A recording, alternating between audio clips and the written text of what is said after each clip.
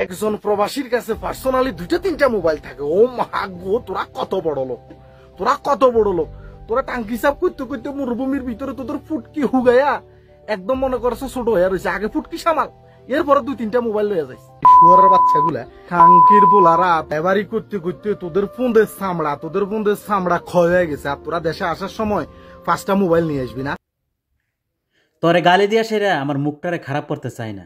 তোর ব্যবহারে বোঝা যায় যে তুই কোন পরিবারের সন্তান, কোন মা বাবা তোরে জন্ম দিছে, কোন বংশের থেকে তুই ইটাইছস।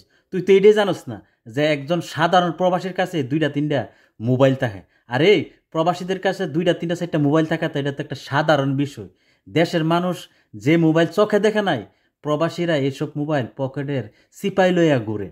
আমি জানি না ওই দরবেশ বাবা এয়ারপোর্টের তোর কি লাগে, হয়তো বা তোর মার জামাই লাগে, হয়তো বা তোর বাপ লাগে, নাইলে তোর বোন জামাই লাগে।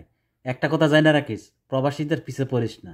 প্রবাসীদের পিছে পড়লে কি হইব অস্তিত্বটা এটা টেরও পাইবি না। ভাইরাল হইতে মন চা না, প্রবাসীদেরকে পিছে পইরা ভাইরাল হইতে মন চা, অতই শখ। এখনো সময় আছে, সময় থাকতে ভালো হয়ে যায় গিয়া। প্রবাসীরা দললে ছাড়ে না, জিন্দা ছাড়তো না, ঠিক আছে? এই কথাটা সবসময় মাথায় রাখিস।